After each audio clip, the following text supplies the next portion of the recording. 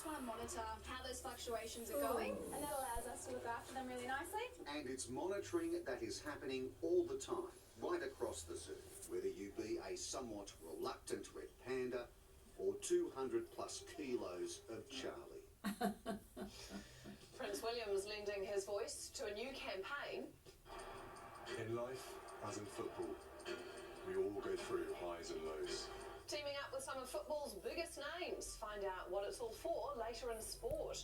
And we here at Mystery Creek in the Waikato with 3,500 scouts from right across the Pacific for their much-awaited jamboree.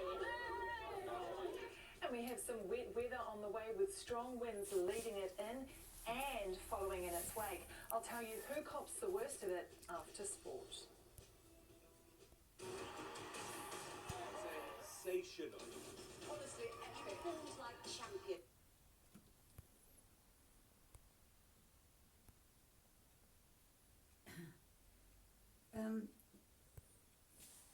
What Bronnie had, when we call it what do we call it? Cerebral hemorrhage. What's the other word? What did we say Bronnie had?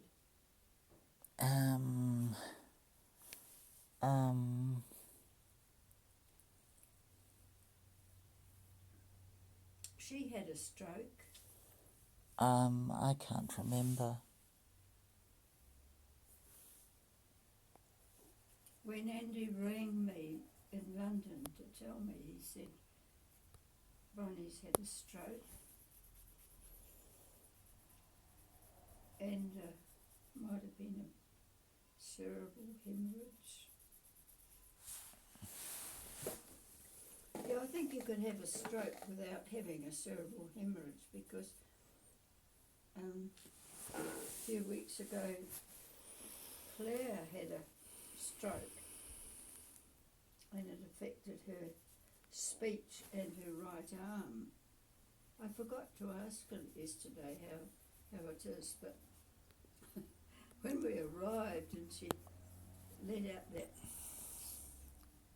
volume of, why didn't you text me and where were you and why didn't you come, and there was nothing much, such a flow that I don't know that there was anything wrong with her speech. And when she was talking, I didn't think about it, I could have watched to see whether I thought she was speaking normally.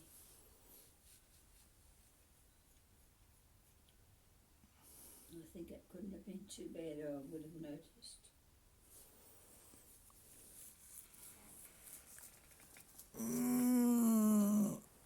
Oh, glory. I think they're having a scout jamboree. Simon Alloway's partner, Helen, used to be into scouts, boots and all. She used to take their daughter Thea to the jamborees. Thea would be about 15 now, I think.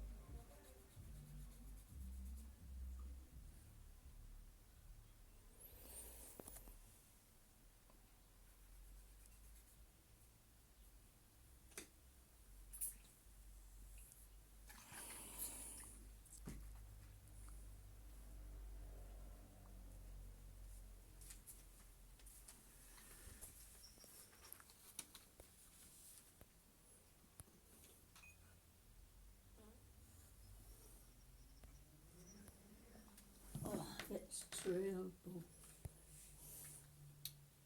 As fires continue to burn out of control. Kate Nicol-Williams has more. They've made their escape, these South Australian kangaroos among the lucky ones. But it's estimated nearly 500 million animals have died in the fires in New South Wales alone. They'll with never the actual recover. loss likely to be much higher. Australia. It has to be a turning point for threatened species conservation in this country for sure. He says seeing the devastation on Kangaroo Island is heartbreaking. Several habitats for the native mouse-sized dunnart confirmed destroyed. These monitoring cameras found at one site. The fire front was moving so quickly that most of the fauna just wouldn't have really stood much of a chance, to be honest. Volunteers are creating pouches for rescued animals across the country. This badly burnt Joey, one of many being looked after. Her mum was killed in the Adelaide Hills fires. And another rescuer's been called a hero online for his efforts. Patrick Boyle saved 7 koala in Malakuta. We can't keep losing, critical habitat. So hopefully, that some good will come of it, and that we can really, prioritise protection of these habitats and these threatened species. But for now, assessing the damage when it's safe to do so is the priority for conservationists. Kate Nicol-Williams, One News. A fundraiser for volunteer firefighters set up by an Australian comedian has raised several $1 million in just 24 hours. Celeste Barber, who's best known for her funny social media posts copying celebrity photos, started the online campaign yesterday after her mother-in-law's home was damaged. In 24 hours, she's raised just under $6 million from over 100,000 donors, many from outside Australia. Team building and survival skills are being put to the test in Waikato by 3,500 scouts. They've come from across the Pacific for the 10-day jamboree, which happens every 3 years. Laura James checked it out. It's almost a rite of passage. 10 to 14-year-old scouts coming together from across the country to trade badges, learn new skills and have plenty of fun. Probably my favourite part is the activities, getting to go out with your patrol and do all these amazing activities and do stuff you haven't done before. 3,500 scouts packing into Mystery Creek for the jamboree, some travelling long distances. We've got the biggest contingent, the biggest group of Australian Scouts we've had at a jamboree in recent memory. We've got 330 Australian Scouts. But for the first time in a long time, we have Scouts from Tahiti, from New Caledonia, from Samoa, from Fiji, and the Cook Islands. I come from Tahiti. Visitors enjoying the Kiwi welcome. Everyone is very kind with us. And the idea that Scouts is something just for boys is being challenged here. The number of girls at the jamboree continues to grow, this year making up 40%. So this is your tent? Yeah. It's being run differently too, with youth leaders stepping up, giving this teamwork activity a final test run today before the rest of the camp joined in. We have come up with all sorts of ideas. A lot of them got through, some of them didn't.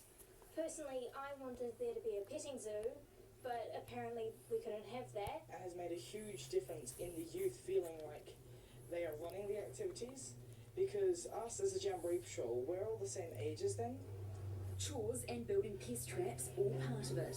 Yeah, thinking maybe feeling a bit more independent about yourself and like meeting new people and just learning how to survive out in the wild. Thinking about sending a note to all the parents of the Scouts here, indicating that we're sending some Scouts home who are quite different from when they left home. They're going to be that much more confident, make that much better contribution to their families. Parents will get to see that for themselves soon. I'll do it at home now. First time, right? Laura James, One News. All right, Chris is here with sport. The Kiwis facing a tough task at the ASB Classic. The two wildcards are going to have their work cut out for them. The draw was made today at the ceremony. Paige Hourigan drawn to play against soon-to-be retired Caroline Wozniacki. We hear from both players next, and how Hourigan plans to take on the woman she's idolised. Plus, could Jess Kerr's red-hot form this season propel Wellington to another T20 title and maybe even higher honours? And how football royalty and a prince himself are launching an ambitious campaign in support of mental health.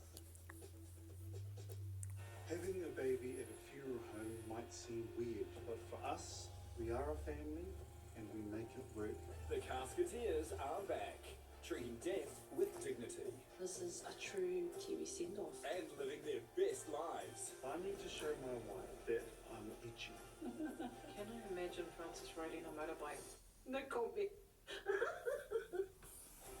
The brand new season of The Casketeers starts Sunday at 7 on 1. Could I ask a favour? What? I want the phone so I can ring my little sister. Sure.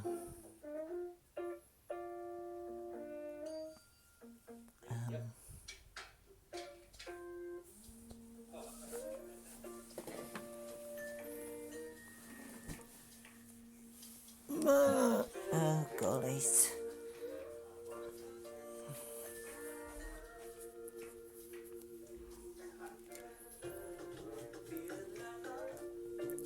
There we go. Merci beaucoup. I'm going to retire to my womb.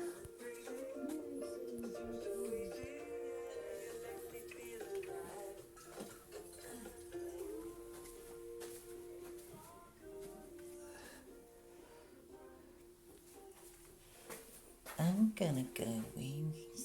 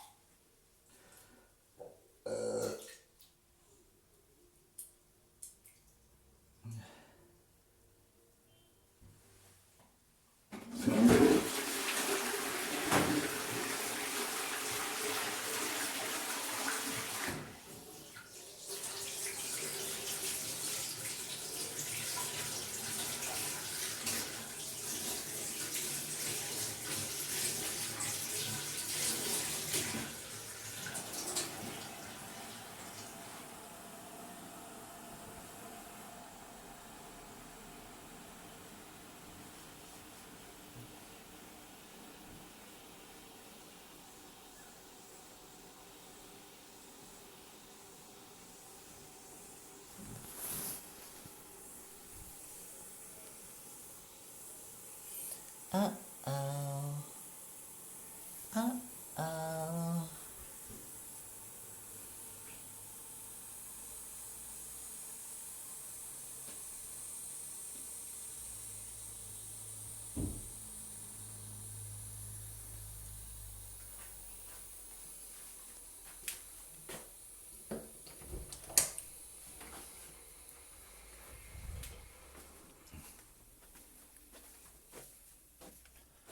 Oh, it's very hot.